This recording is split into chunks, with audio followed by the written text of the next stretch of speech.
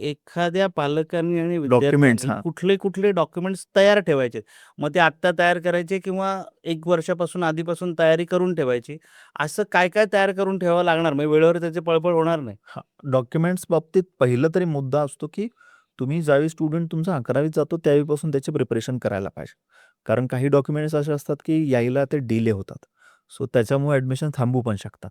जर आत्ता तुम्ही या वर्षीच्या ॲडमिशन प्रोसेसमध्ये जाणार आहे, त्या ॲडमिशन प्रोसेसच्या सुरुवातीलाच तुमच्याकडे काय-काय पाहिजे?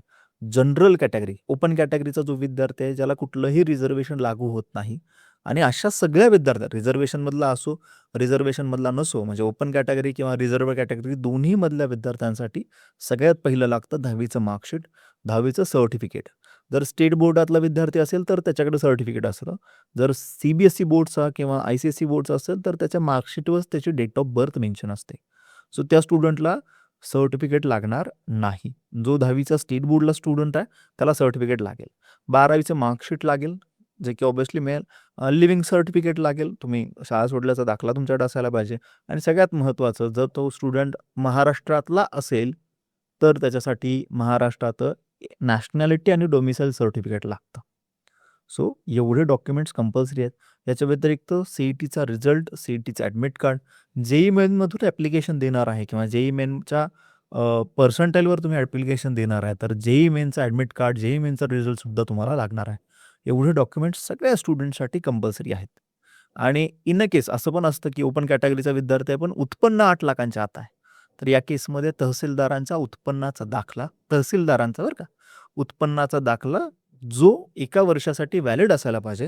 म्हणजे 2026च्या ॲडमिशन प्रोसेसमध्ये तुम्ही जाताय, तर तो दाखला 31 मार्च 2027 पर्यंतचा असायला पाहिजे. एवढं. कॅटेगरीचा स्टुडंट असेल तर ही डिफरंट आहे. कॅटेगरीमध्ये ओ-बी-सी मधला विद्यार्थी आहे. ओ-बी-सी, एस-ई-बी-सी म्हणजे मराठा आरक्षण, NT1, NT2, NT3, व्ही-जे, एस-बी-सी या कॅटेगरीजमधला विद्यार्थी असेल तर कास्ट सर्टिफिकेट कंपल्सरी आहे. हं. दुसरं कास्ट व्हॅलिडिटी. कास्ट सर्टिफिकेट आहे तर त्याची व्हॅलिडिटी करून घेणं गरजेचं आहे. ती व्हॅलिडिटी लागणार आहे. नॉन क्रीमी लेयर सर्टिफिकेट लागणार आहे. Non creamy layer certificate normally 3 वर्षासाठी व्हॅलिड असतं. ते सुद्धा 31 मार्च 2027 पर्यंतचं लागणार आहे. एस-सी आणि एस-टी या कॅटेगरीजमधला विद्यार्थी असेल तर कास्ट सर्टिफिकेट आणि व्हॅलिडिटी लागतं.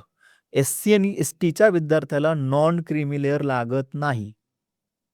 जर विद्यार्थी ई-डब्ल्यू-एस कॅटेगरीमधला आहे, म्हणजे इकॉनॉमिकली वीकर सेक्शन, तर राज्याचं ई-डब्ल्यू-एस सर्टिफिकेट म्हणजे स्टेट ई-डब्ल्यू-एस सर्टिफिकेट त्याला लागणार आहे. म्हणजे वेगळं आहे हां, राज्याचं आणि राज्याचं केंद्राचं वेगळं आहे. राज्याचं त्याला लागेल. राज्याचा जो म्हणजे तो सगळा मसुदा परफॉर्मा आहे. म्हणूया आपण. तर त्यामध्ये राज्याचं म्हणजे खाली सेंट्रल लिस्ट असं लिहिलेलं असेल, तर ते सेंट्रलचं असतं. सेंट्रल लिस्ट जिथं लिहिलेलं नाहीये, ते म्हणजे राज्याचं ई-डब्ल्यू-एस सर्टिफिकेट आहे.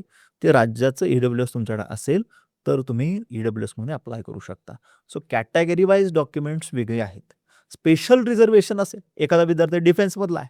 हं. डिफेन्स 1 मधला आहे. डिफेन्स 1 म्हणजे आर्मी रिटायर आहे. रिटायर्ड आर्मी, नेव्ही, एअरफोर्समधून रिटायर्ड विद्यार्थ्यासाठी, रिटायर्ड पालकांच्या मुलासाठी डिफेन्स 1 लागू होतं. याच्यासाठी पॅरेंटचा डोमिसाईल लागतो आणि ॲनेक्सर सी म्हणून एक डॉक्युमेंट असतं, जिल्हा सैनिक कल्याण बोर्डाकडून मिळतं, ते लागतं.